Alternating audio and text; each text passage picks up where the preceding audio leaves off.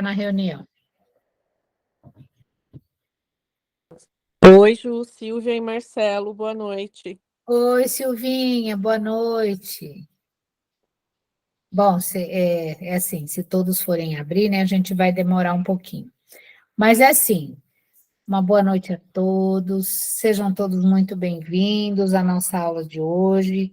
E assim, estamos aqui hoje no que depender da gente, vamos esclarecer o que for possível, ok? Hoje o Bira, infelizmente, por que infelizmente? Porque o Bira enriquece muito as aulas, as palestras, enfim. Então, hoje, infelizmente, ele não poderá estar conosco, mas eu acredito que na próxima aula, com certeza, estaremos juntos novamente, tá bom? Então, hoje estou eu, e eu deixei aqui uma carta na manga, que é o meu excelentíssimo esposo, ele também está aqui do meu ladinho, aí qualquer coisa, né? Ele vem em meu socorro, ok? Bom, pessoal, então vamos iniciar o nosso curso sobre reencarnação, né? É a nossa terceira aula, ok? E como sempre, a gente inicia trazendo uma mensagem, e essa também de Emmanuel, também do livro Justiça Divina. Então, ele inicia falando o seguinte: o nome da mensagem é Culpa e Reencarnação. Ele inicia dizendo o seguinte: espíritos culpados, somos quase todos.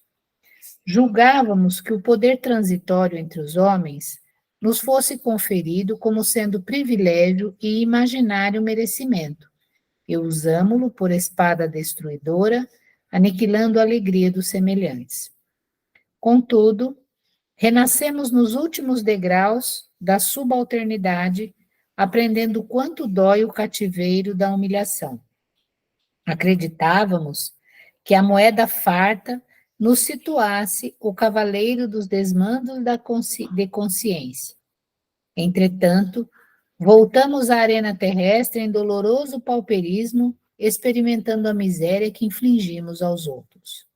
Admitíamos que as vítimas dos nossos erros deliberados se distanciassem para sempre de nós depois da morte, mas tornamos a encontrá-las no lar, usando nomes familiares no seio da parentela, onde nos cobram, às vezes, com juros de mora, as dívidas de outro tempo, em suor do rosto, no sacrifício constante ou em sangue do coração, na forma de lágrimas. Supunhamos que os abusos do sexo nos constituíssem a razão de viver, e corrompemos o coração das almas sensíveis e nobres com as quais nos harmonizávamos, vampirizando-lhes a existência. No entanto, regressamos ao mundo em corpos dilacerados ou deprimidos, exibindo as estranhas enfermidades ou as gravosas obsessões que criamos para nós mesmos, a estampar na apresentação pessoal a soma deplorável de nossos desequilíbrios. Espíritos culpados somos quase todos. A perfeita justiça, porém, nunca se expressa sem a perfeita misericórdia, e abre-nos a todos, sem exceção, o serviço do bem, que podemos abraçar na altura e na quantidade que desejarmos, como recurso infalível de resgate e reajuste, burilamento e ascensão. Atendamos às boas obras quanto nos seja possível. Cada migalha de bem que faças é luz contigo, clareando os que amas.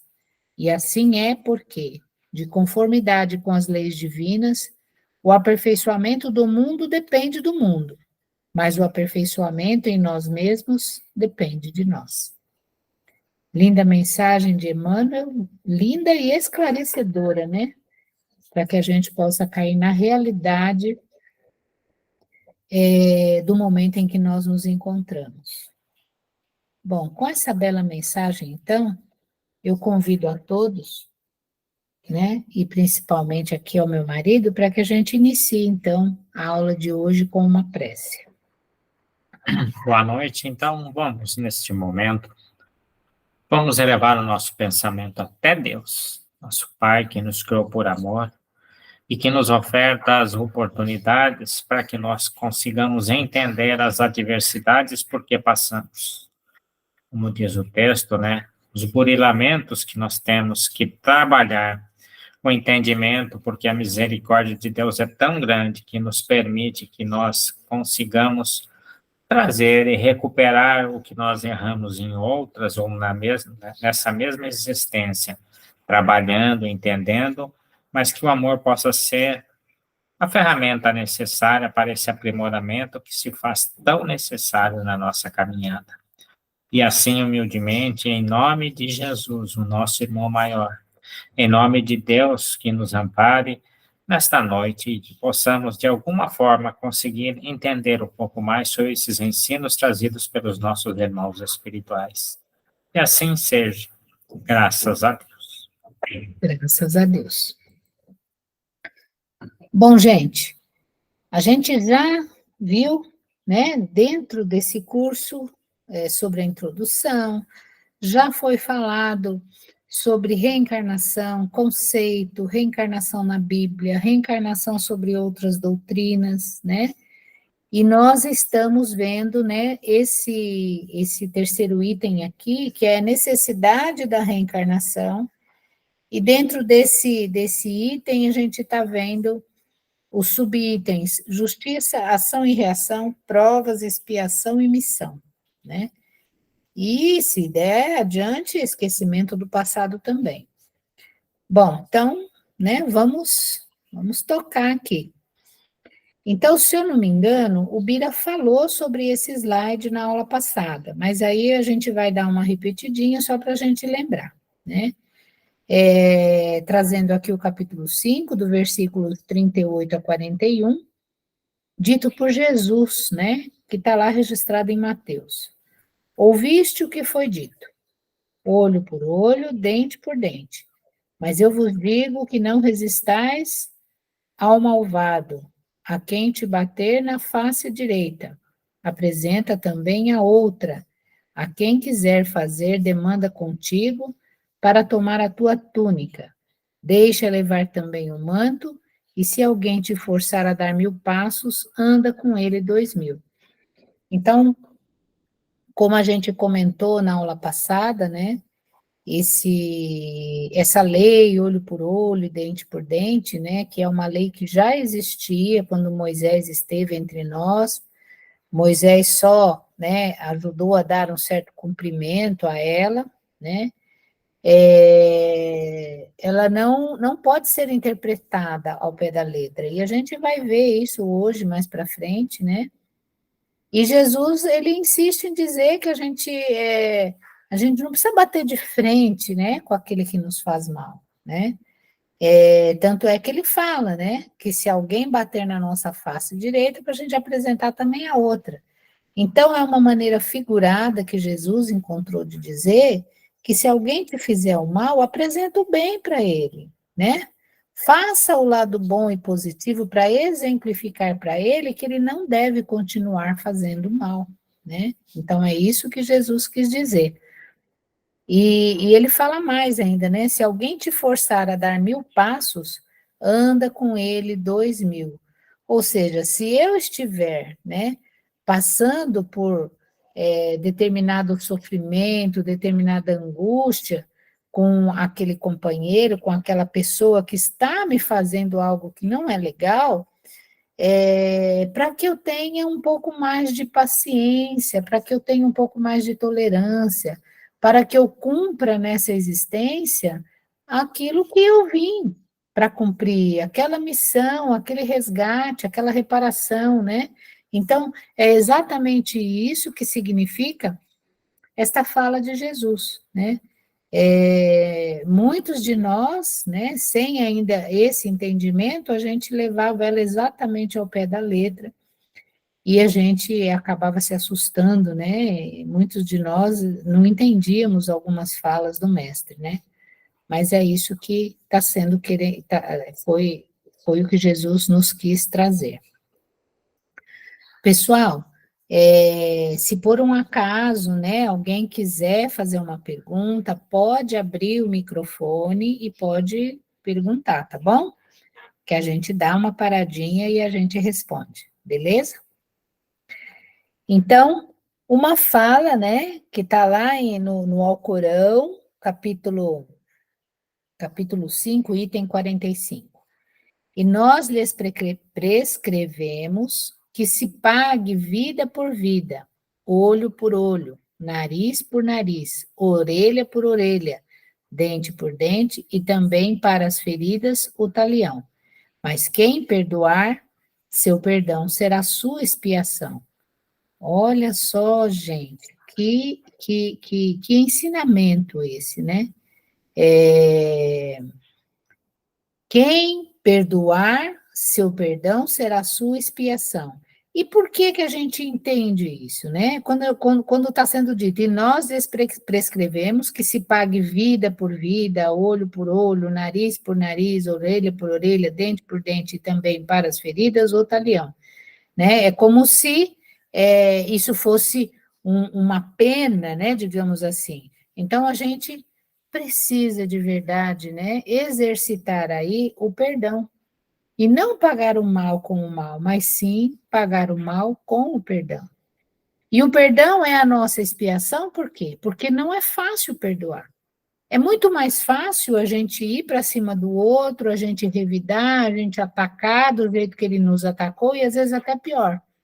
É muito mais fácil por quê? Porque a gente deixa um instinto, né?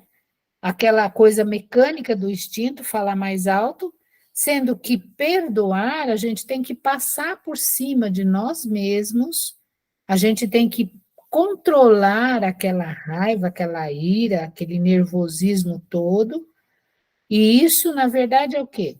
É uma expiação. Porque a gente sabe que quando a gente não consegue resolver algo com alguém, relacionado com alguém, nós no futuro estaremos com esse alguém como uma expiação para que a gente possa, né, ir se resgatando um ao outro, né, se perdoando, se amparando um ao outro. Então, isso vem a completar, né, aquilo que Jesus já nos disse. E aí, falando sobre essa lei de Talião, né? Que a lei de Talião, a gente pode estar entendendo como pena, né? Uma lei de pena, uma lei de castigo, né? Uma lei de dor, de sofrimento, não de castigo, mas algo que vai trazer para a gente dor, sofrimento, né? A gente entende o seguinte, que a melhor forma de reparar um mal, ela não está relacionada à pena de talião. Então, é assim, o Espiritismo vem trazer para a gente, né, que a forma de reparar um mal é através do amor, né, e não essa relação, né, de você fazer ao outro exatamente o que o outro fez para você, né? Não está relacionado a isso. Como disse Gandhi, se assim fosse, acabaríamos todos cegos e desdentados.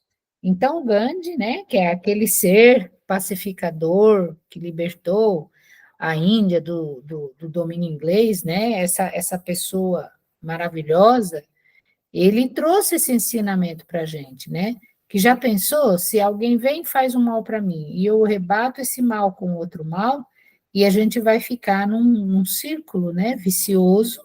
Uma amiga minha dizia que era o círculo da bailarina, né? Aquele porta-joia que a bailarina fica girando em torno de si mesma.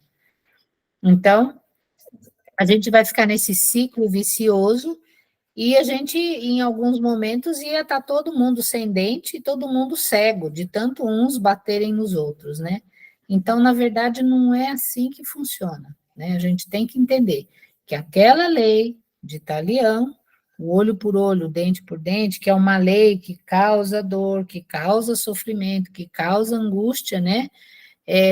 Não é bem assim que o Espiritismo traz para a gente, né?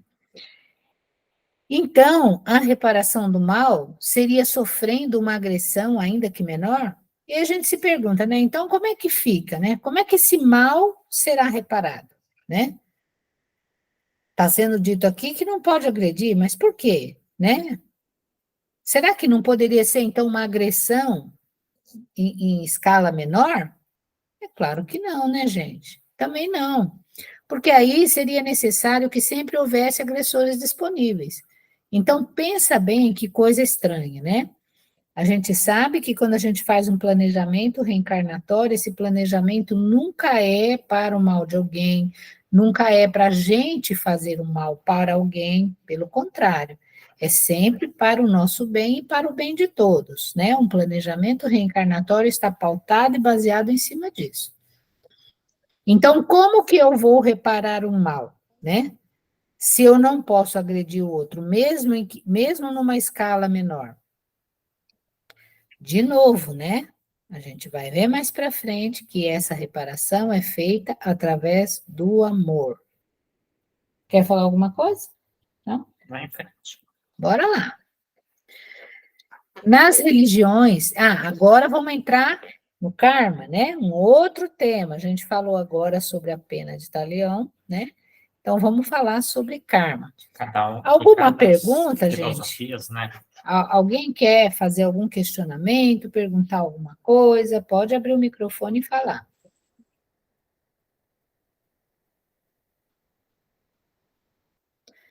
Parece que ficou tranquilo, né? E o karma, né? Muitos de nós, porque o meu karma é tal, porque o karma de fulano é carregar aquela sogra, porque o karma de cicrano é viver com aquele esposo para o resto da vida e tal. Então, vamos ver o significado, né, dessa palavra karma. Então, nas religiões e filosofias orientais, está relacionado ao princípio de causa e efeito, que liga os seres ao ciclo de vida, morte e renascimento.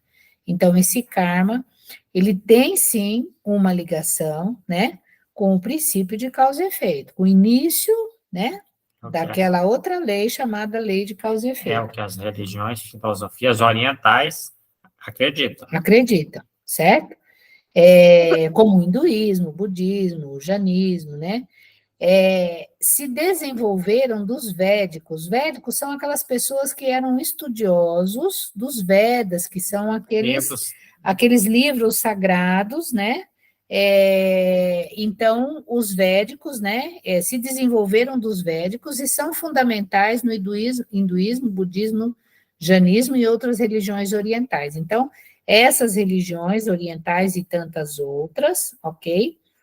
Acreditavam que o karma tem uma ligação, está relacionado ao princípio de causa e efeito.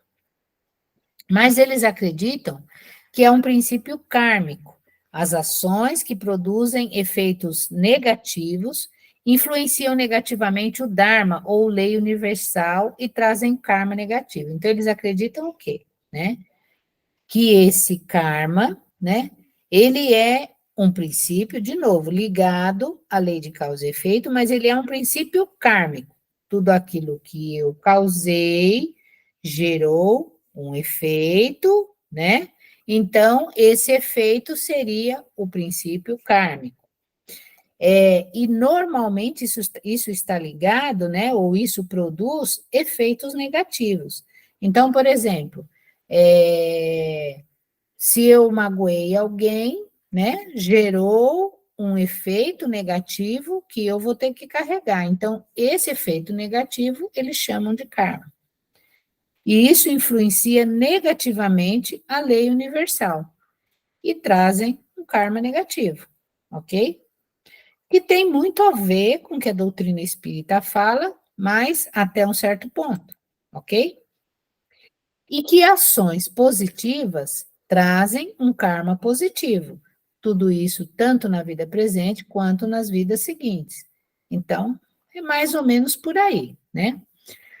Qualquer ação tem um efeito aparente e imediato, um efeito invisível que se desenvolverá como uma semente que eclode quando surgem as condições certas. Então, tudo está interligado. Então, qualquer ação que eu cometer, ela vai ter um efeito aparente ou um efeito, né, visível, que a gente vê de forma imediata, mas ela vai ter também um efeito invisível. E esse efeito invisível, ele vai se desenvolver como uma semente que vai eclodir quando surgem as condições certas. Esse efeito invisível, a gente pode até estar entendendo como uma questão espiritual, né? Que toda aquela ação que a gente comete, a gente vai ver isso agindo em determinadas pessoas. Por exemplo, né? Se eu jogo, ou se eu jogo um pensamento negativo, por exemplo, em alguém, essa pessoa vai estar recebendo essas vibrações deletérias e negativas. Então, é disso que a gente está falando, né? Esse efeito, ele pode ser aparente, visível, mas ele também é invisível, né? Porque eu não vejo essas vibrações, né? E pode ocasionar também processos obsessivos, que também é um efeito invisível, né? E em algum momento, né? Essa semente ela vai eclodir, ou seja, ela vai, né? Sair da terra, vai gerar vai desabrochar quando surgir, então, a condição adequada para que aquilo aconteça, né? Então, dessa forma, né, eles entendem, esses irmãos, dessas religiões orientais, eles entendem que tudo está interligado, né? As pessoas estão interligadas umas com as outras o tempo todo. No hinduísmo e no budismo, tem relação com consequências, atinge quem cometeu o delito, que torna-se dependente a renascimentos sucessivos. Então, olha que interessante, né? Isso daqui. Então, é claro que isso tudo vai atingir aquela pessoa que cometeu o delito, e essa pessoa vai continuar renascendo sucessivamente, né? Até aí, né? Também, mais ou menos como o espiritismo, só que eles acreditam, pode falar. Mas lembrando que quem fala renascimentos sucessivos, se está numa condição mal, ele não tem condições, porque ele sempre assim, como ele teve esse karma negativo. Imagine ele tem uma condição negativa, vai ficar sempre negativo, o karma negativo. Não, sabemos que tem condições de tornar-se, né? Mas são condições dessas doutrinas orientais, né? Que pensam desta forma, né? A gente já tem uma outra condição, mas não quer dizer que estão errados, né? Porque quem somos nós para julgar, né? É. Mas, assim, a gente entende que existe uma relação, né, com a doutrina, né, de causa e efeito, que o Espiritismo prega, só que algumas coisas, né, não batem, como o Zé está falando, né?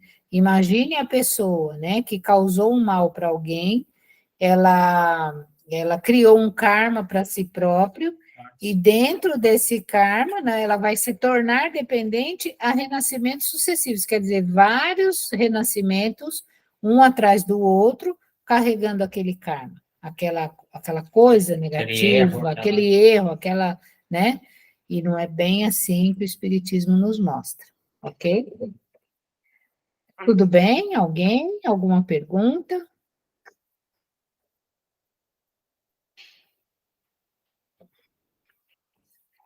Todo mundo quietinho.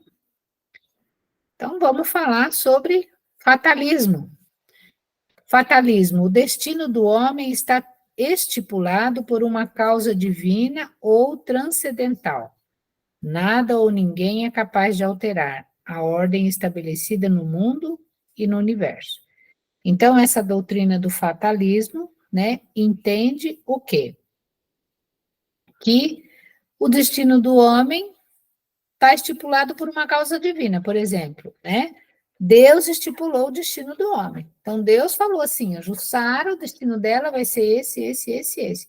O destino do Írio vai ser esse, né? E nada ou ninguém é capaz de alterar esse destino dela, né? Já pensou, gente? Vamos continuar. E o determinismo?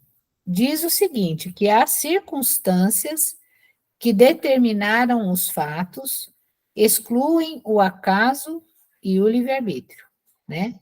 Então, as circunstâncias do fato ocorrido, né, da minha ação, as circunstâncias, né, em que eu tive determinada ação, determinou os fatos, né? Então, por exemplo, tudo aquilo que eu criei determinou um fato. E aí o acaso não tem nada a ver e o livre-arbítrio também não tem nada a ver com isso, né? É um pouco diferente da nossa doutrina. E agora vamos ver a lei de causa e efeito. Então, lei de causa e efeito, o conceito mais adequado aos princípios espíritas, ok?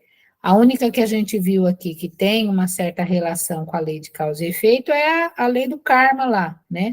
Mas tem alguns pontos que fogem um pouco, ok?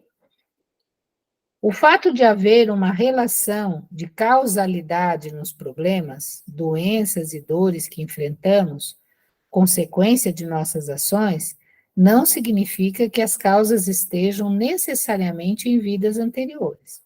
Então, normalmente, quando eu passo por uma dificuldade, por uma dor, por uma doença, por um problema, por um obstáculo, né?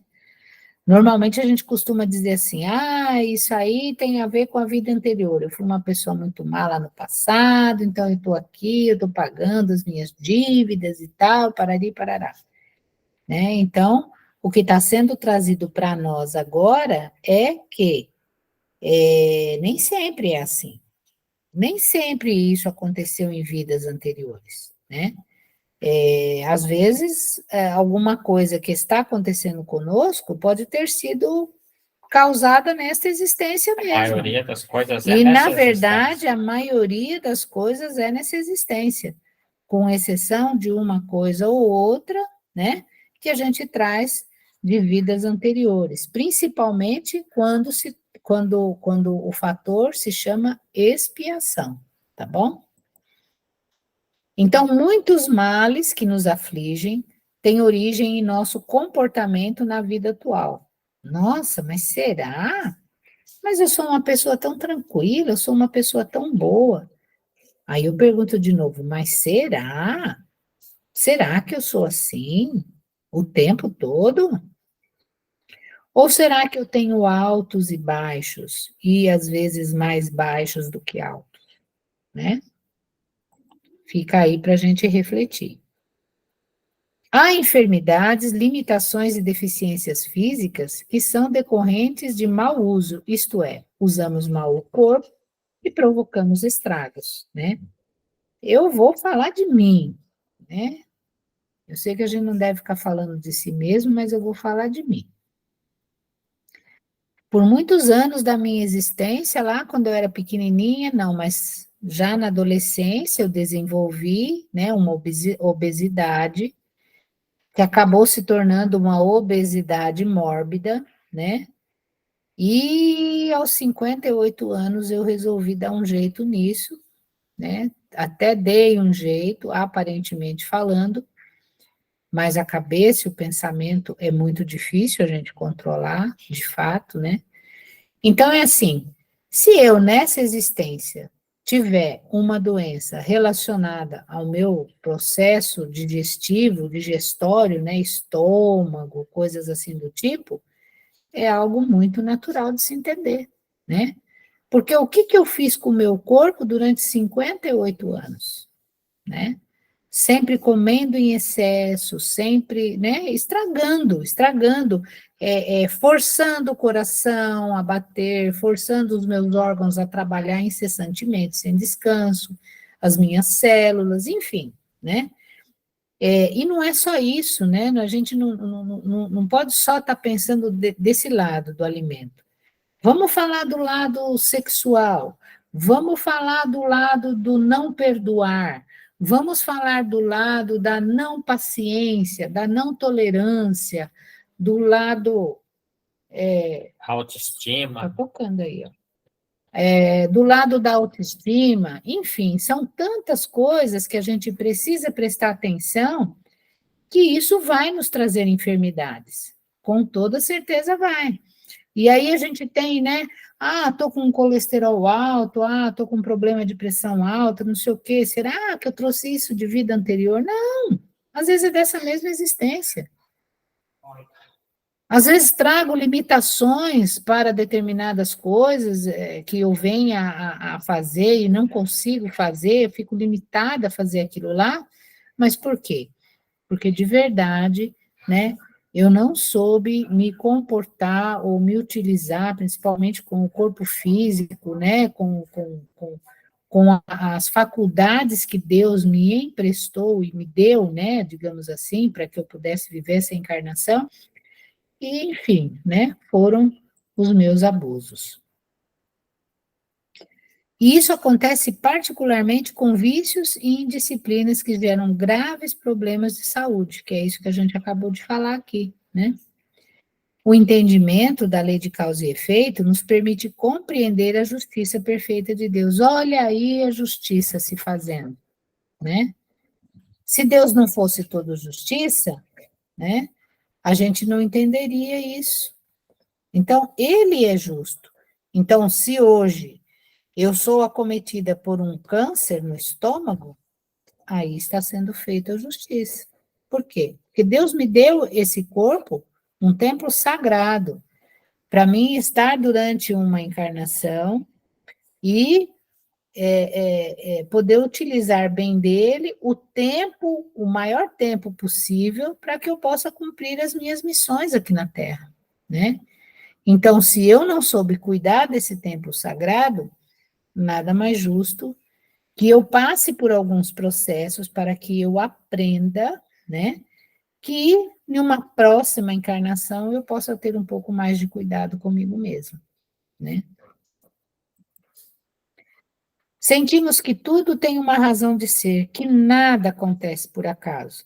Então as pessoas costumam dizer assim: o espírita ele é muito conformado, né? Ele é conformado com tudo. Se ele está bem, ele está bem. Se ele está mal, se ele está doente, está tudo certo, está tudo bem. Não é conformação, é entendimento, é compreensão, né? E isso faz com que a gente não fique à espera de um milagre, né? Isso faz com que a gente não fique esperando que Deus venha, toque uma varinha mágica em cima da gente e faça com que tudo se restabeleça, né? Isso é o entendimento da lei de causa e efeito. É só assim que a gente começa a compreender que em tudo existe justiça. A justiça de Deus, ela é perfeita em tudo. Então, Em tudo. jamais, né, vai acontecer alguma coisa que não esteja dentro desta lei, né? Essa lei é uma lei divina, né? Não é a lei dos homens. Lei divina que nos traz para o entendimento. Se ele falasse que é o entendimento da lei de causa e efeito, a partir do momento que nós entendemos o problema, eu tenho um problema aqui. Por quê? Eu não tenho paciência, né? Se eu não tenho paciência, eu preciso aprender. Se eu não aprender, o que vai acontecer comigo? Né? Eu vou ter que passar por situações, eu vou ter que buscar esse entendimento, e daí sim, entendendo tudo isso, eu vou conseguir compreender, mas por que eu tive uma doença? Mas o que será que eu fiz? Olha lá, como ele fala lá em cima, usamos mal tudo, seja a parte física ou seja a parte moral. E daí vai ter uma consequência para tudo isso. Mas eu não sabia. Mas você não sabia lei de causa e efeito, mas você sabia o que é o certo e o que é o errado. E aí nós estamos dentro dessa lei, né? Não interessa se você sabe ou não, você não sabe da lei, mas você sabe que tem o certo e o errado e a postura que nós tomamos. E daí vamos ter consequências para tudo isso. Mas o Írio lembrou muito bem, né? Que essa lei é lei de Deus, é lei divina. Portanto, né, ela está corretíssima, está certíssima, né? Não, se fosse uma lei humana, tudo bem, mas não é, né? Não é. Ainda sobre a lei de causa e efeito, né, a gente entende que males e sofrimentos, estão relacionados com o nosso passado, recente ou muito antigo. É a conta que a gente tem a pagar, né? Quando a gente fala assim, eu tenho uma dívida, né? Na verdade, é até chato falar dívida, né? A gente geralmente fala, tenho que reparar algo, né? Mas é aquela conta que ficou lá no passado, Uma né? reparação. Uma reparação. Então, a gente precisa reparar aquilo que ficou mal feito, aquilo que ficou mal colocado, aquilo que ficou inacabado, né? E isso tem relação com esta encarnação presente, que simboliza aqui como recente, ou como encarnação anterior. E pode ser até como uma reencarnação muito anterior, né? Pode estar há 2, 3 encarnações lá atrás, mas também pode estar há 100 encarnações lá atrás, a gente não sabe. Somos espíritos milenares. Se a dor é a moeda pela qual resgatamos o passado, Deus nos oferece abençoada alternativa no bem. Então, olha que interessante. Sofremos dores, né? Porque estamos resgatando o nosso passado, seja ele recente ou seja ele muito antigo, mas Deus, que é todo bondade, que é todo misericórdia, que é todo justiça, ele vai nos oferecer alternativas. O remédio. O remédio. Você está sofrendo? Tá, beleza, então vem cá. Vamos bater um papo, vamos conversar, né? Eu vou colocar você em relação com um conhecimento, e esse conhecimento vai te ajudar para que você amenize um pouco essa sua dor, né? E aí ele diz assim para a gente, que todo esforço em favor do próximo amortiza os nossos débitos, tornando mais suave o nosso resgate. Então, é assim, então, se eu fizer o bem para o próximo, eu não vou pagar minha dívida. Aquela dívida será esquecida? Nananina, não. Amortiza. A dívida não será esquecida, ela será amortizada. Ou seja, vai fazer uma barganha com a gente. Eu tinha que pagar R$1.000? Mas se eu pagar de repente, sei lá, 100 conto, puxa vida, né? Já tá bom, não já? Olha que amortização. E segundo os estudos, a gente não paga nem 30%, né, daquilo que a gente comete. Ele é tão misericordioso que ele não coloca o quanto a gente tem, ele dá o que a gente pode fazer. E muito menos juros e correção monetária. Os né? amigos espirituais sempre nos ofertam. Faça 10% do que você gostaria, que já está bom demais. Não precisa querer fazer 50%. Faça 10%. Então, ele sabe que até nisso a gente ainda busca condições, né, de melhoria, né? Que a gente possa melhorar esse nosso resgate, né? Seja mais suave. Não está lá que Jesus disse, né? Quando estiveres cansados e fatigados, eu vos aliviarei. Ele não disse que ia tirar os nossos problemas, ia nos aliviar. O que é o nosso aliviar? E ele também falou, vinde até mim, que o meu jugo fardo e meu fardo é leve e o meu jugo é suave, né? E o que ele quis dizer com isso? Que se a gente seguir esses ensinamentos, né, dele, de Jesus, a gente vai ver que não é tão difícil. É um pouco complexo, mas não é algo impossível de se fazer. E é algo que assim, para a gente fazer, é tranquilo, né? É uma coisa que não pesa demais, né? Mas que se a gente não fizer, a gente vai sentir um peso nas nossas costas, né? Então, isso também Jesus já quis mostrar para a gente, né? Já mostrou para a gente, né? Ninguém... Sim, quem está falando? É a Kátia. Fale, Kátia. O bom desse pagamento é que ele não tem prova final. Ele avalia esse pagamento com o caminho que a gente percorre. Né? Naquele dia que era a prova, eu estava descompensada, vamos falar assim. Mas ele não vai avaliar só aquilo. ele vai avaliar esse pagamento, entre aspas, por todo o caminho que eu percorri até chegar naquela prova, né? Diferente das escolas. Na escola a gente vai lá, faz a prova e aquela prova avalia todo aquele bimestre. E para Deus é diferente. Ele vai avaliando o nosso caminho, o que eu fiz até chegar naquele momento. Quantas Sim. vezes eu treinei a paciência com meus irmãos, quantas vezes eu consegui me conectar com ele. Eu acho que é bem por aí. Nossa, muito bem lembrado, perfeito, exatamente. Porque ele está ali nos acompanhando. É por isso que muitos de nós, né, algumas pessoas dizem assim, você vai pedir perdão para Deus, mas Deus não se sente ofendido, porque ele sabe que nós somos crianças espirituais, caminhando, balbuciando, né, engatinhando ainda nessa questão do conhecimento e do aprendizado, né? Ele sabe disso nesse sentido, né?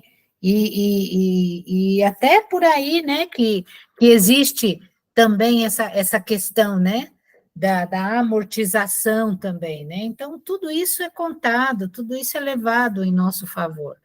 É algo, assim, maravilhoso, a bondade de Deus. Lembrando que a gente sempre tem coisas boas também, não são só coisas ruins. Como Sim. disse a nossa irmã ali, vamos caminhando e vamos assim, poxa, errei aqui, mas acertei ali, escorreguei aqui, mas acertei.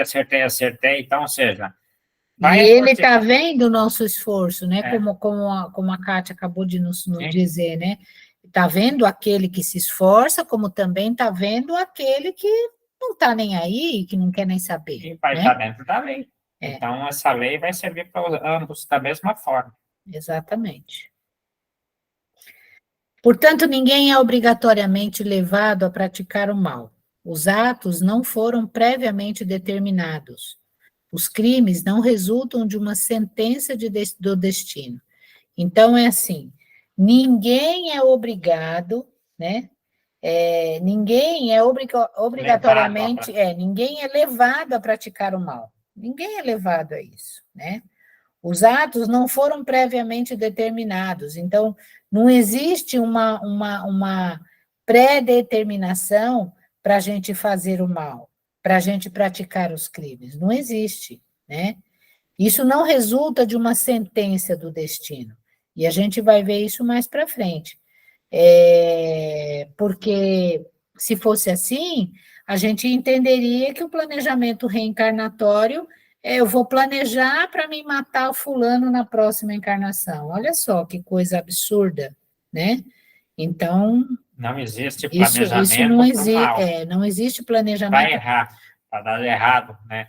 O planejamento é sempre feito para que dê certo para mim e para aqueles com os quais eu estarei envolvidos, né? O planejamento é sempre isso, para a gente caminhar em direção a Deus, e nunca o contrário, né? Então, nenhum de nós é levado a praticar o mal, né?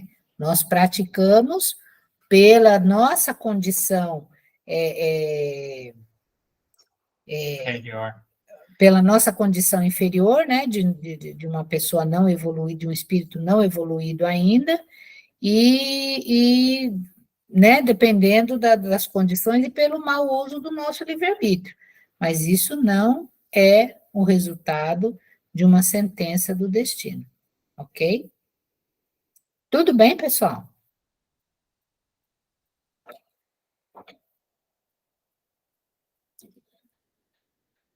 E aí dá para a gente entender, né, aquela fala de Pedro, na primeira carta de Pedro, capítulo 4, versículo 8, porque o amor cobre a multidão de pecados, né? Então, quando eu me predisponho a amar, primeiramente a mim, né, e amar aquele que está ao meu redor, né, eu estou amortizando, né, aquele meu débito, aquela minha reparação, né, aquilo que eu teria que passar referente àquilo que eu causei, né? Porque aquilo que o homem semear, isso também colherá.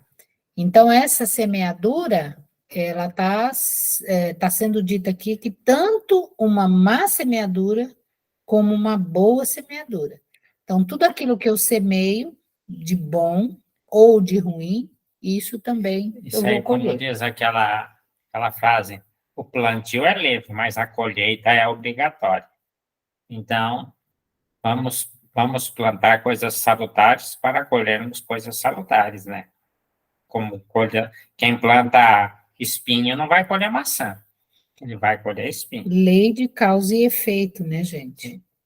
Se eu entro lá no Sementes de Humildade e aquela casa, aquele salão tá limpo, é porque teve alguém que foi lá mais cedo, que varreu aquele salão, que tirou pó das cadeiras, que tirou pó de tudo que estava lá, que limpou para que eu estivesse lá naquele ambiente. Lei de causa e efeito. Então, todo efeito tem uma causa, ok? Sendo infinita a justiça de Deus, olha só essa palavra infinita, né? É uma justiça que não tem fim. O bem e o mal são rigorosamente considerados, não havendo uma só ação, um só pensamento mau, que não tenha consequências inevitáveis. Como não há uma única ação valorosa, um só bom movimento da alma que se perca. Então, é assim, né? Qual é a frase mesmo? Não sairás enquanto não pagardes. O Como é que é? último centil. Mas a frase é essa mesmo? Não, é uma coisa assim, que vai ter que reparar até o último centil. Então está dizendo que não Qualquer coisa, havendo por uma mínimo só que seja. ação, um só pensamento. Se fosse só ação, estava bom, né? Mas também tem o pensamento também está aí envolvido. Então não há só uma ação má ou um pensamento mau que não terá consequências inevitáveis. Quer dizer, consequências que eu não posso evitar. Ela vem de qualquer jeito, ela vai acontecer. Querendo ou não querendo, ela vai acontecer. Então, toda vez que eu praticar, né, algo ruim, ou um pensamento ruim, eu vou ter consequências sobre isso. Como também não há uma única ação valorosa, né, um só bom movimento da alma que se perca. Então, tudo aquilo que eu fizer de bom para alguém, todo aquele pensamento de luz que eu emitir para alguém, ele não se perderá jamais. Ele vai estar ali gravado para sempre no meu chipzinho, e em algum momento eu também colherei aquilo. Não necessariamente daquela pessoa que eu, por exemplo, pratiquei o bem para ela, né? Ou que eu enderecei uma oração para ela. Não necessariamente dela, mas acaba vindo de outras pessoas, de outra parte, de outro local, né? No momento adequado. Em uma prova ou por uma expiação, pode escolher uma existência em que seja exposto ao crime, quer pelo meio onde se ache colocado, quer pelas circunstâncias que sobrevenham, mas será sempre livre de agir ou não, de agir ou não agir. Assim, o livre-arbítrio existe para ele quando no estado de espírito, ao fazer a escolha da existência e das provas, e como encarnado, na condição de ceder ou de resistir aos arrastamentos a que todos nós temos voluntariamente submetido. Cabe à educação combater essas más tendências. Bom, então, numa prova, porque a gente vem para cá e a gente passa por provações ou por expiações, né? Então, em uma prova ou por uma expiação, pode escolher uma existência em que seja exposto ao crime. Tá, eu fiz um planejamento reencarnatório, onde eu, né, estarei de frente ali com o crime, né? Eu posso renascer em um lugar, ter de ir morar numa favela, onde eu estarei exposto, por exemplo, ao crime. Eu estarei vendo pessoas cometendo assassinatos, fazendo coisas, né, que, né, na realidade eu não deveria fazer, né, e não gostaria de fazer. Mas é assim, eu posso ter pedido renascer ali e pode ter sido permitido que eu renascesse ali para aprendizado meu e para aprendizado daqueles que estão comigo, né? Mas o fato de eu estar ali, naquele meio, exposto a tudo isso não significa que eu tenho que cometer esse crime. Eu sou livre. Eu sou livre para agir ou não agir daquela mesma maneira, né? Então, o livre-arbítrio existe para a gente, quando no estado de espírito, ao fazer a escolha da existência das provas. Então, enquanto eu não reencarnei, que eu estou lá fazendo o meu planejamento reencarnatório, eu posso escolher isso para mim. Eu tenho liberdade para escolher isso para mim. Se eu for um espírito um pouco mais inferior evolutivamente falando, eu terei lá os mentores espirituais, os programadores de reencarnatórios que irão, né, falar, eu acho que ainda é um pouco pesado para você nessa encarnação, você tem certeza que você quer isso mesmo? Eles vão estar ali para me orientar, né? Agora, se eu for, por exemplo, um espírito já mais evoluído, bem mais evoluído, né? Eu posso estar fazendo essa escolha até de forma sozinha. Geralmente isso acontece quando esse espírito ele é um completista, né? Então eu posso estar fazendo essa escolha sozinho. Eu tenho liberdade para isso. Agora, quando eu não sou tão evoluído, a minha liberdade é um pouco menor.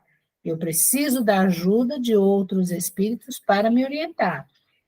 E como encarnado, né, eu tenho essa condição de ceder ou de resistir ao fato de assassinar alguém, por exemplo, né? Aos arrastamentos a que todos nós temos voluntariamente submetido. Então, com relação a isso, gente, cabe à educação combater essas más tendências. Então, cabe à educação que nós pais daremos para os nossos filhos e a educação de podermos estar diante de um conhecimento como esse, por exemplo. É uma forma de educação espiritual, né, que nós estamos tendo aqui nessa aula de hoje ou em qualquer outra aula que a gente vá aprender. Você vê que é importante, como ele fala ali, cabe à educação combater essas más tendências. Para quem vem, né, desde, como diz, desde pequeno, você já percebe essa condição, e aí você vai trabalhar tudo isso, né? Combater essas más tendências que tem, e a gente percebe, então, nós temos que lutar, por isso que é só a educação. E o próprio Jesus disse, amai-vos, o primeiro ensinamento, instruí-vos, o segundo. Então, com instrução, com entendimento, com essa educação, a gente vai conseguir trabalhar. Pode ser que não alcance o objetivo 100%, mas pelo menos consiga entender. Não sei se vai ter tempo, mas tem uma história do Divaldo Franco, que tinha um rapaz que, lá onde ele tem a Mansão do Caminho, jovem, e sempre estava lá e falava assim, eu vou matar uma pessoa. E sempre o Divaldo sempre falava, eu vou matar uma pessoa. O Divaldo não. O rapaz, o jovem, falou, eu vou matar uma pessoa. E foi, passou anos e anos, esse rapaz passou a maioridade, todo, e um dia o Divaldo estava em Nova York, e foi numa exposição lá do coisa. E quem era? Desse jovem que estava lá. Jovem já maduro. E daí foi falar com o Divaldo, e daí ele lembrou, e o Divaldo lembrou. E com todo aquele ensinamento que o Divaldo falou para ele, ele nunca cometeu nenhum ato disso. Olha a educação, ele tinha tendência, mas com o trabalho que foi feito, ele não... Esse jovem, acho que era um dos filhos dele, né, dele, Divaldo, que ficaram na Mansão do Caminho. É mais ou menos essa história, assim, não lembro. Mas olha o trabalho, por isso que, assim, trabalhar essa educação para que não ocorra certas coisas. Não é porque a pessoa mora, como diz, mora numa condição ali que convive, né, com uma condição de criminalidade, outras coisas, que ela vai, aí está lá, né? Ele tem condições de ceder ou resistir daquela coisa. Por que eu vou ser um traficante, eu vou ser um negócio, eu vou ser um trabalhador honesto?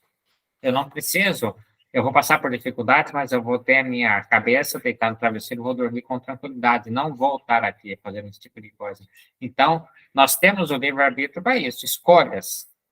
E como ele diz, né, arrastamento todos nós temos, mas aí eu mesmo, eu nunca convivi com isso, mas alguém pode me oferecer uma coisa, aí eu for, aí vai depender de mim.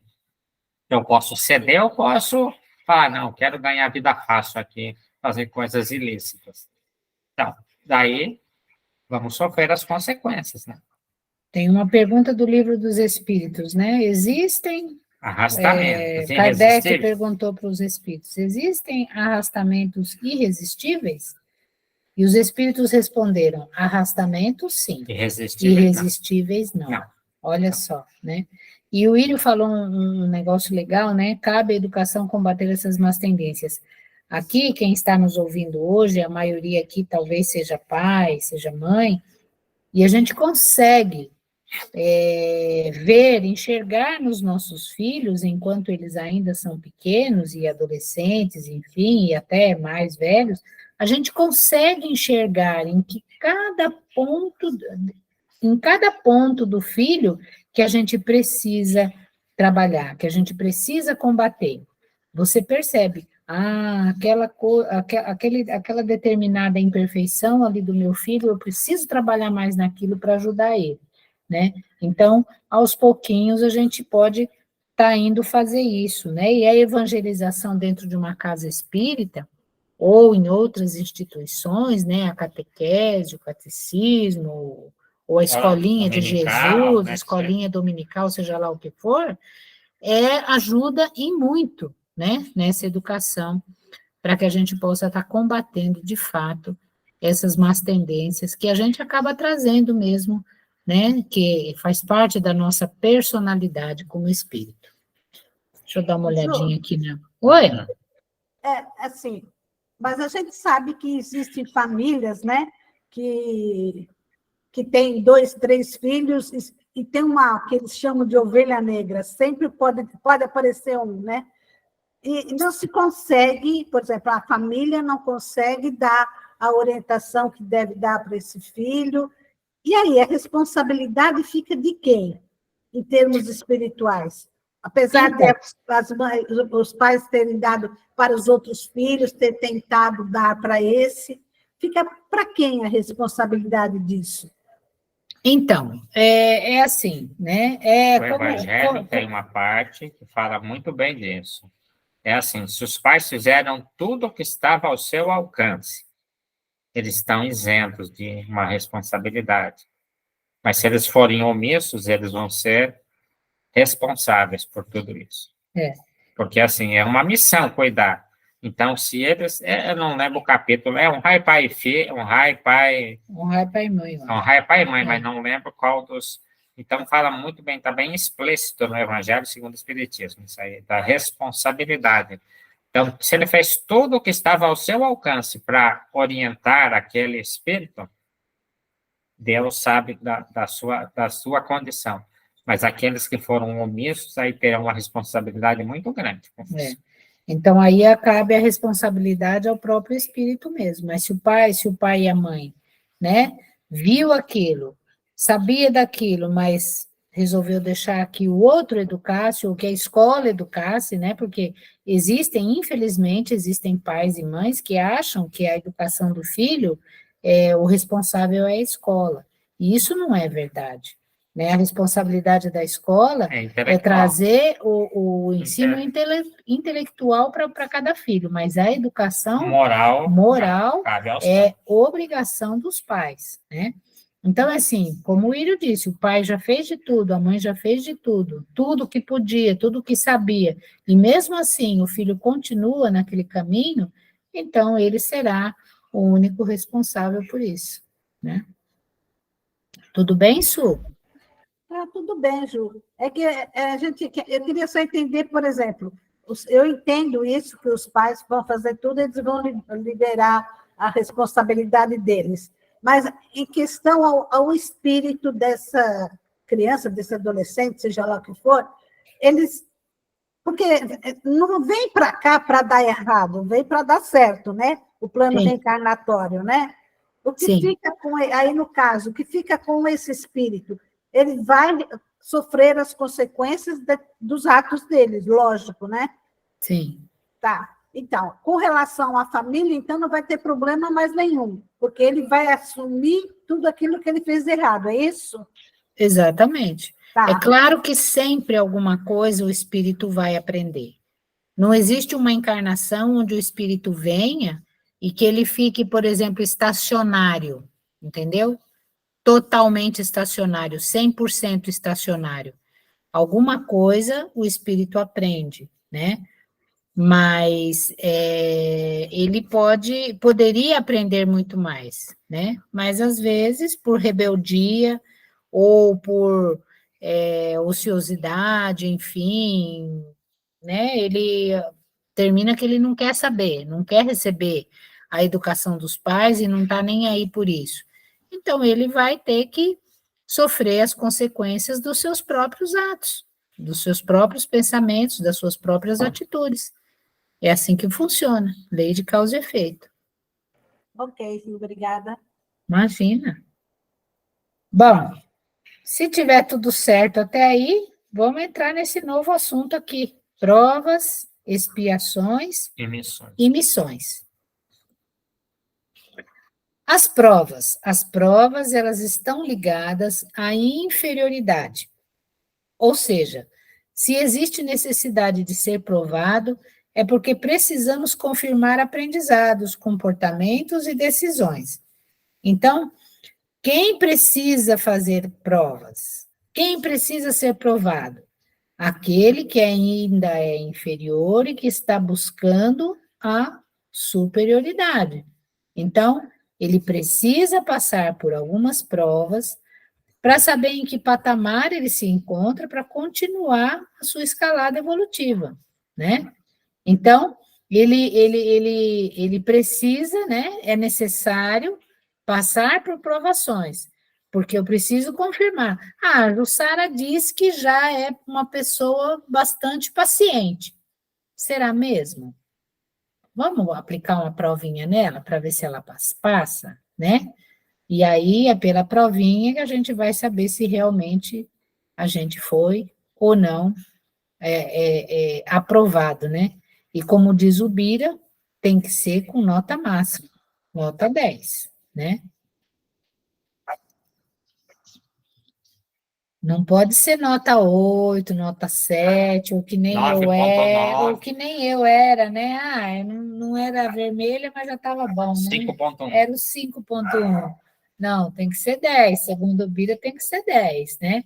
Porque se é 10, eu já não passo mais por aquele estágio. Passou, acabou, Já findou para mim. Encerrou-se um ciclo ali, abriu-se um novo ciclo e eu vou tocando adiante, né? Com relação às provas, eu terei sempre situações novas, específicas, pelas quais nunca passamos, ainda que dentro de um cenário conhecido. Então, né, toda aprovação, ele vai ter uma situação nova, ok? Mesmo que em uma prova eu não tenha sido aprovado, né? Vamos supor que eu passei por uma aprovação, fui reprovado. Aí, numa nova aprovação, né? Eu sempre encontrarei situações novas, pelas quais eu nunca passei, né? Então, algo mais a acrescentar nesta prova que não tinha na outra, ok? Então, mesmo que o cenário seja conhecido.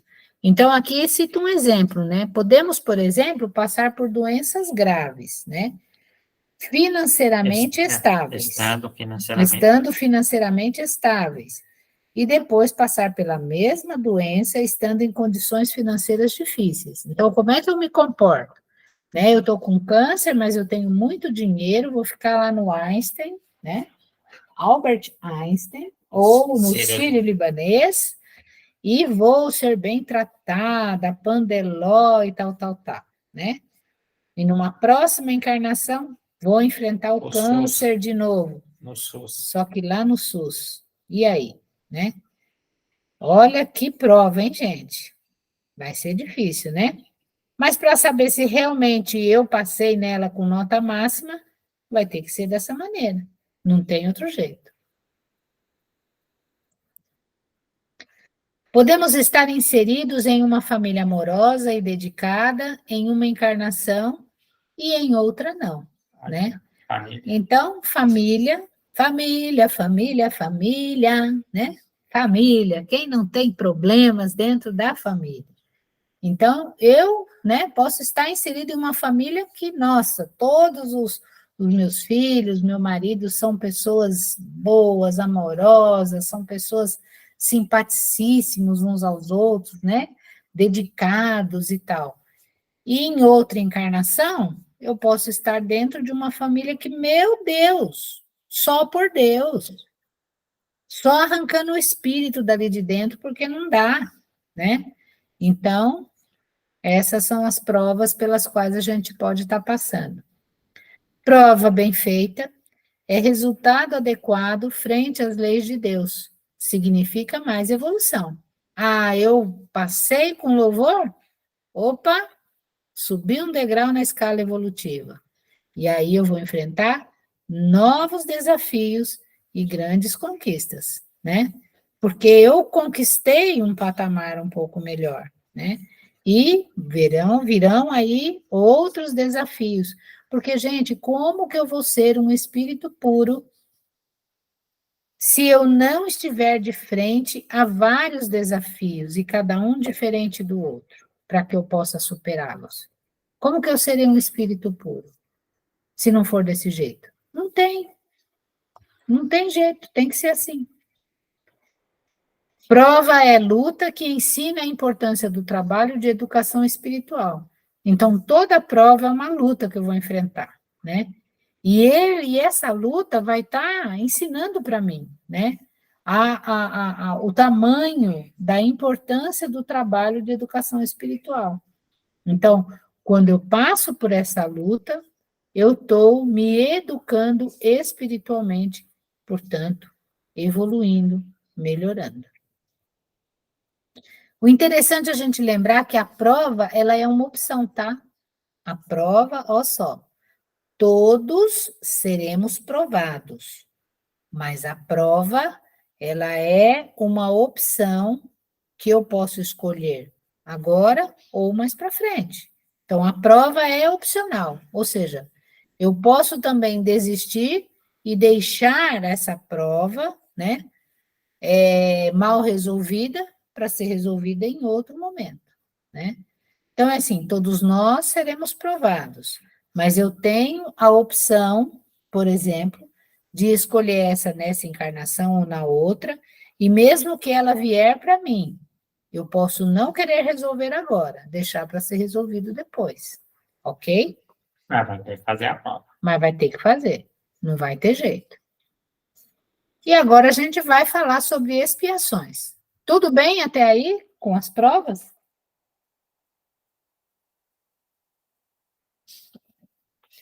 As expiações são consequências de provas abandonadas ou com resposta inadequada. Ui, meu Deus! Lembra que aqui atrás eu falei que a prova é opcional?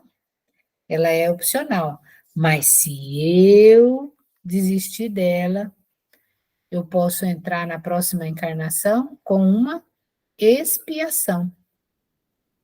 Porque nessa encarnação eu tive uma pessoa ao meu lado que era muito difícil, que eu não estava conseguindo suportar, que bastava um pequeno esforço da minha parte para que eu aprendesse de fato a sentir algo, pelo menos algo de bom por ela, puxa vida, ou iniciar naquilo, né? A gostar dela de uma determinada maneira, né? Deixar um pouco de olhar só aquele lado negativo dela e começar a olhar o que ela tem de bom, o que ela tem de melhor ali. Eu podia ter feito isso, mas eu não fiz. Eu chutei o balde, eu falei, não quero nem saber, não quero e acabou.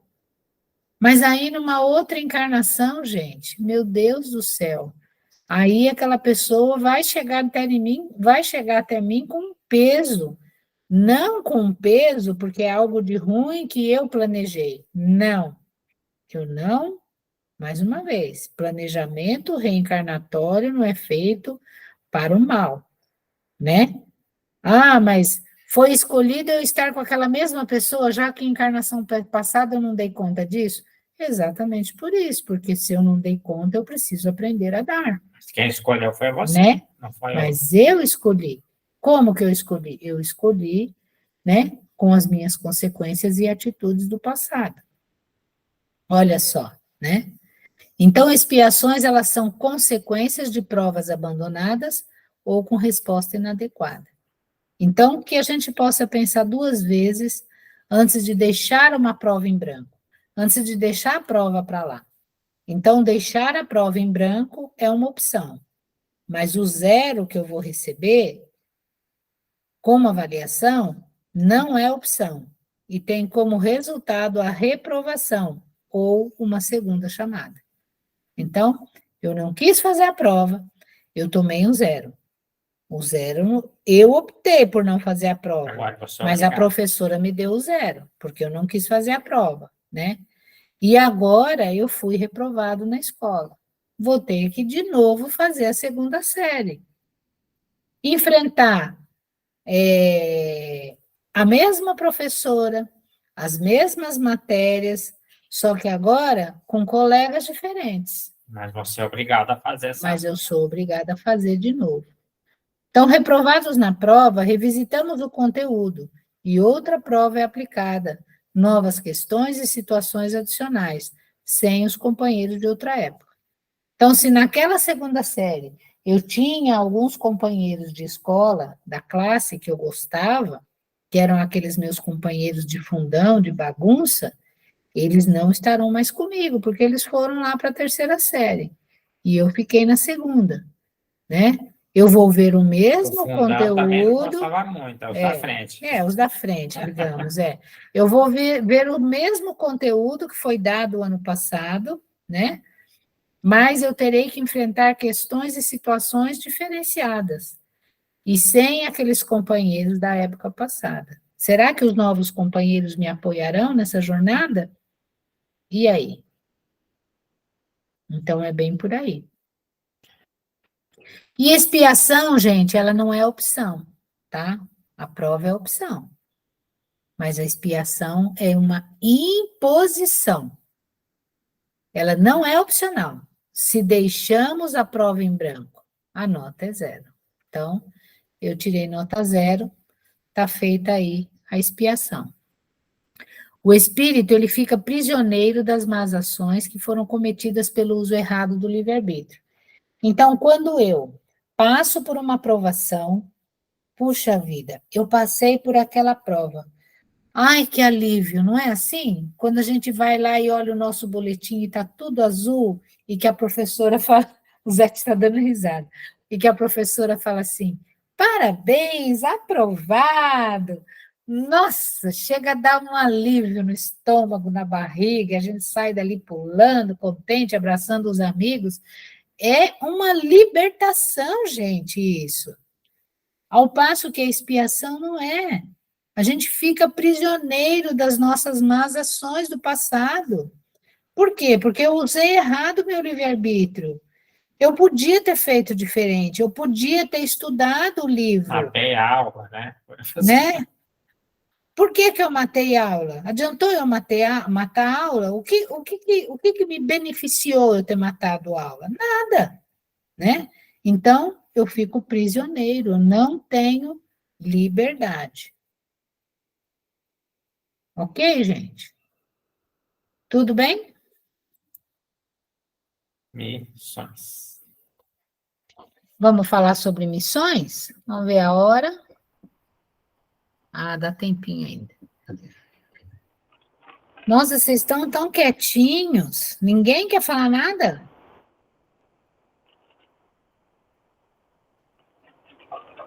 É que está dando para entender muito bem, Ju. É isso que está acontecendo.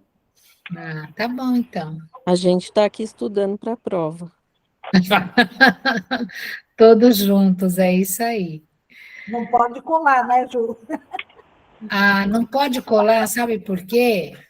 Porque aqui a gente até cola, para falar a verdade, a gente dá uma coladinha, tal, na boa. Mas quando a gente chega lá na espiritualidade, a gente é transparentésimo. Então não vai adiantar, porque aí todo mundo vai ver que era tudo mentira, que era tudo farsa. Aqui a gente usa um bando de máscara, né? A gente bota a máscara do sorriso, a máscara do centro espírita, a máscara não sei da onde. Quando a gente chega em casa, a gente arranca todas as máscaras e a gente é o que é, né?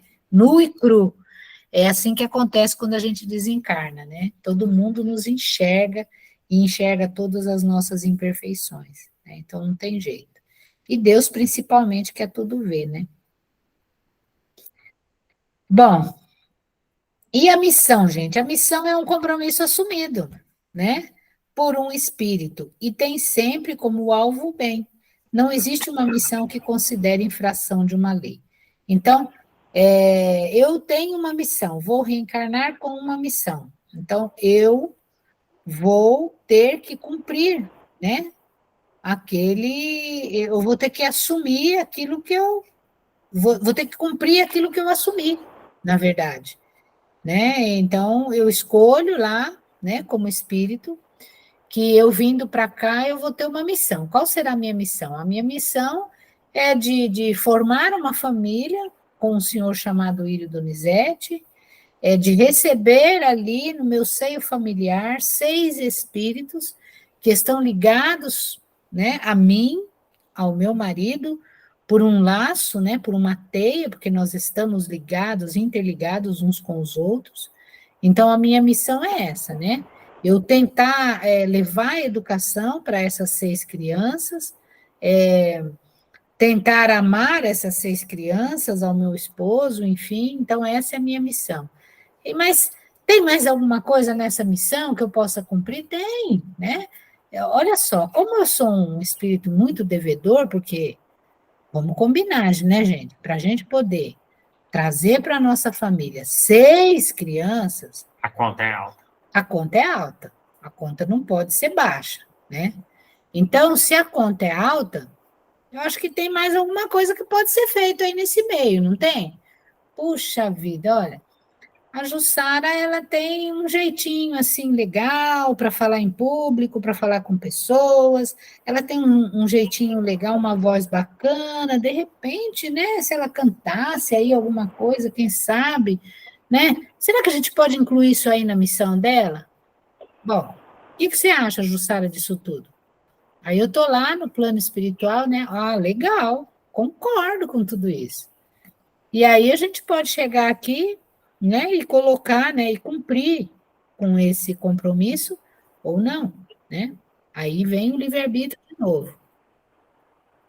E o alvo é sempre o bem, né? Olha só a minha missão, a minha programação, o meu planejamento reencarnatório.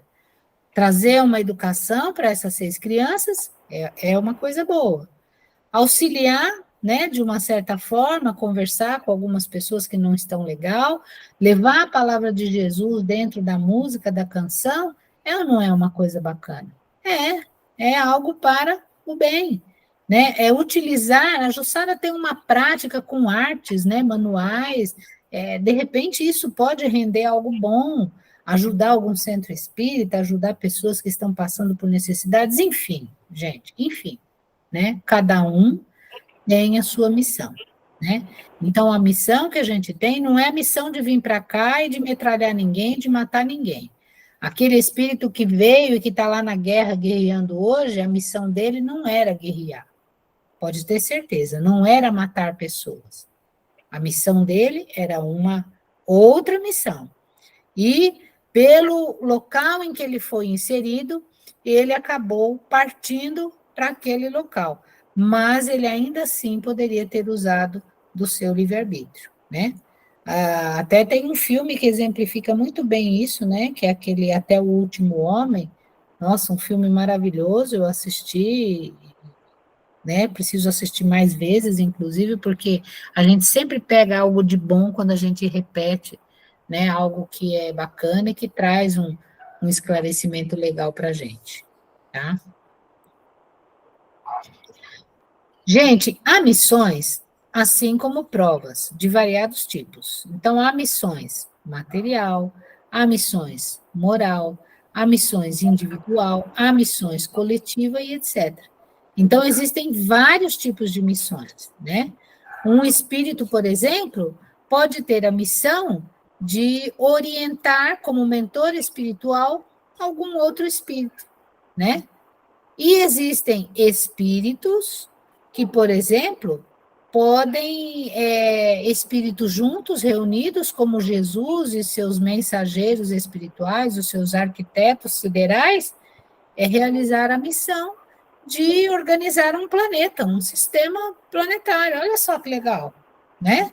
Como Jesus, né, quando criou aqui a nossa morada, a nossa terra, ele precisou de uma equipe de espíritos superiores para poder organizar esse planeta para que nós pudéssemos habitá-lo, né? Então, há missões variadíssimas. E missões pequenas, simples, né? Como, por exemplo, né? Passar por uma existência de uma forma humilde, trabalhando como uma pessoa, por exemplo, como uma faxineira dentro de uma empresa, para manter aquele local, né, limpo, arejado, adequado, para que as pessoas pudessem trabalhar num ambiente confortável, né? Então, há todo tipo de missão, e todas elas com o seu alto valor, né? Não tem nenhuma missão que tenha um valor maior do que aquela outra. Todas elas têm o seu valor. Existe uma missão individual que Deus determina para cada um de nós, e somente nós conseguimos executá-la. Então, para cada espírito, né, Deus tem uma missão diferenciada. Mesmo que vocês encontrem uma outra pessoa que também cante, e cante para Jesus, e cante o Evangelho, por exemplo, às vezes ela tem algo diferenciado na missão dela que eu não tenho na minha, por exemplo.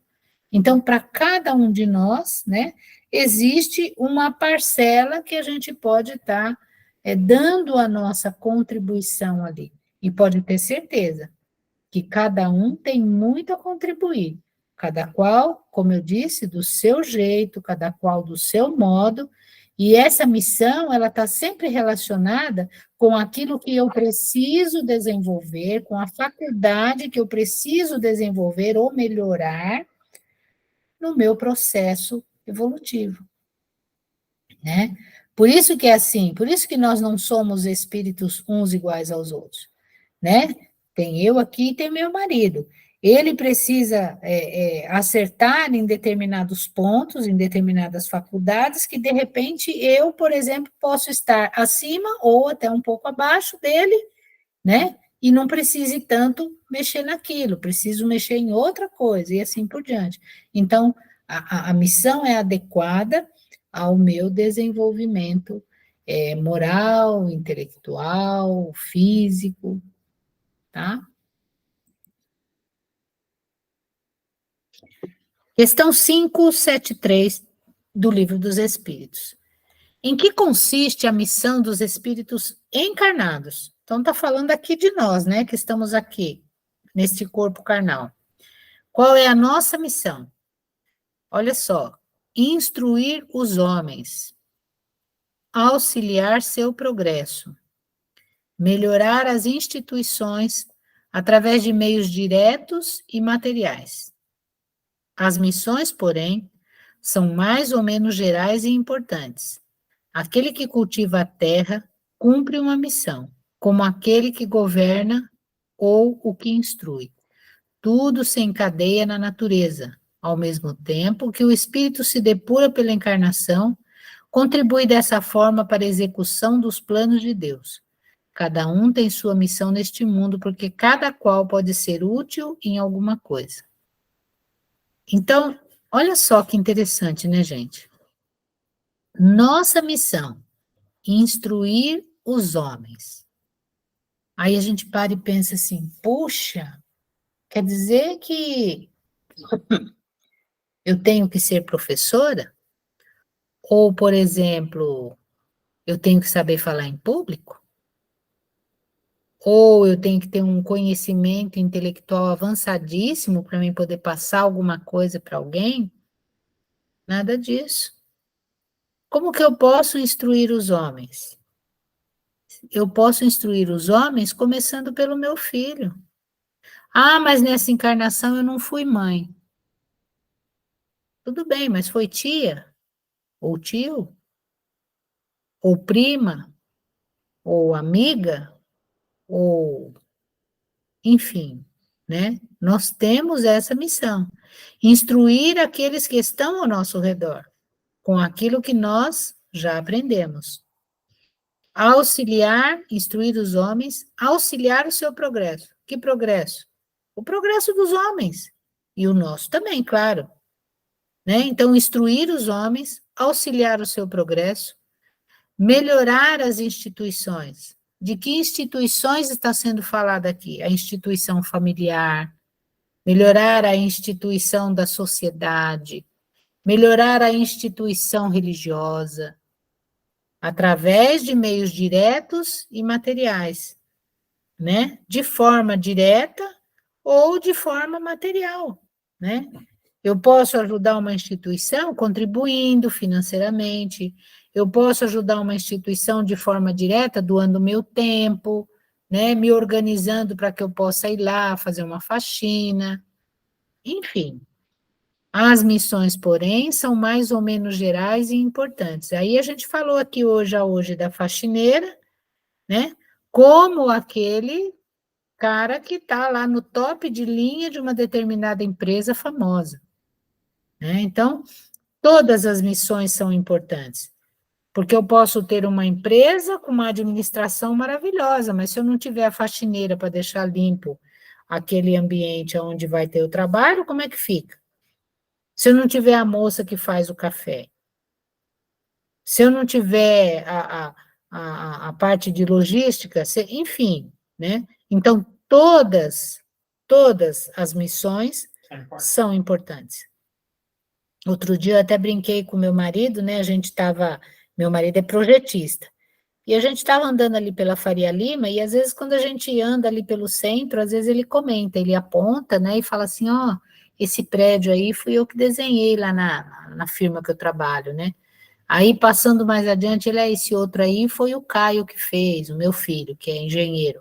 Aí, aquele ali fui eu que fiz. Aí, um dia eu falei assim para ele, eu falei, nossa, amor, você não tem orgulho, né? Você passar e, fui eu que desenhei, né? Uma coisa que vai ficar aí para a posteridade, né? Passou pela sua mão. Eu falei, você não tem um certo orgulho?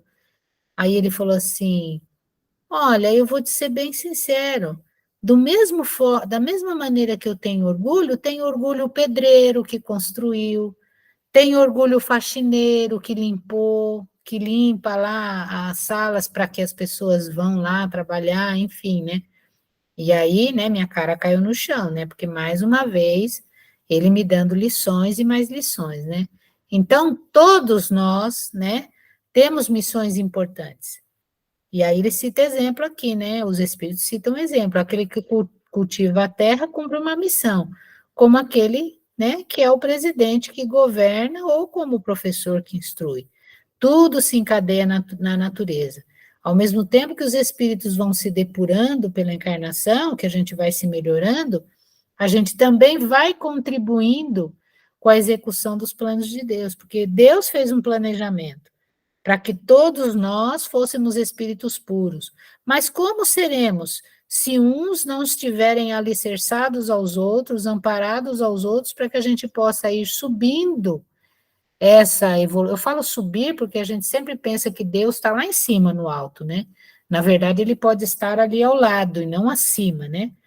Mas eu falo subir no sentido de melhoria, né? Cada um tem a sua missão nesse mundo, porque cada qual pode ser útil em alguma coisa.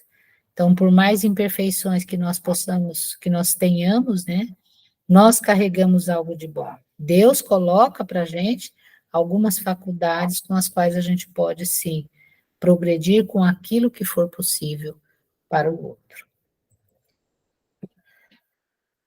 Tudo tranquilo, gente?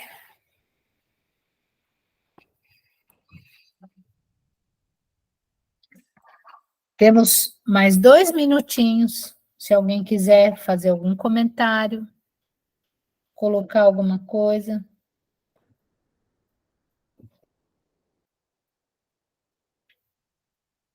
Quer completar? Não, tranquilo. Tranquilo? Então, vamos para a nossa oração, e aí a gente deixa esquecimento do passado para a próxima. Tá certo, pessoal? Podemos encerrar, então?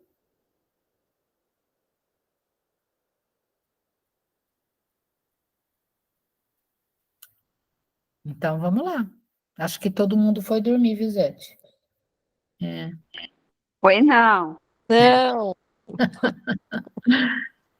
Então, vamos lá, de novo, fechando os nossos olhos, agradecendo a Deus por mais esse instante, por mais este momento, pela espiritualidade estar ali, nos amparando, né, nos auxiliando, que nós possamos, a cada dia, né, de aprendizado, que a gente possa pegar todo esse aprendizado e colocar, né, em, em comparação com tudo aquilo que a gente acaba trazendo na nossa existência em relação às nossas ações, às nossas atitudes, aos nossos pensamentos, pois nós sabemos que somente quando nós estamos diante da verdade é que a nossa consciência, às vezes, ela começa a dar um sinal de alerta, dizendo para a gente assim,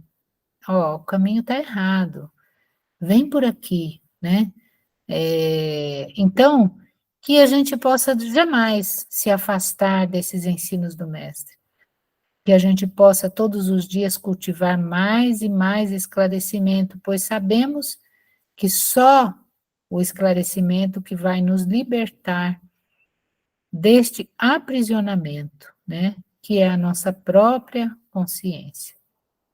Nesse sentido, Senhor Jesus, eu agradeço mais uma vez por ter permitido que eu pudesse estar diante desta doutrina maravilhosa que esclarece, que abençoa e que ensina. E que nós possamos estar na próxima semana reunidos novamente para dar, então, acredito eu, por encerrado o nosso curso, né, o nosso segundo módulo chamado Reencarnação.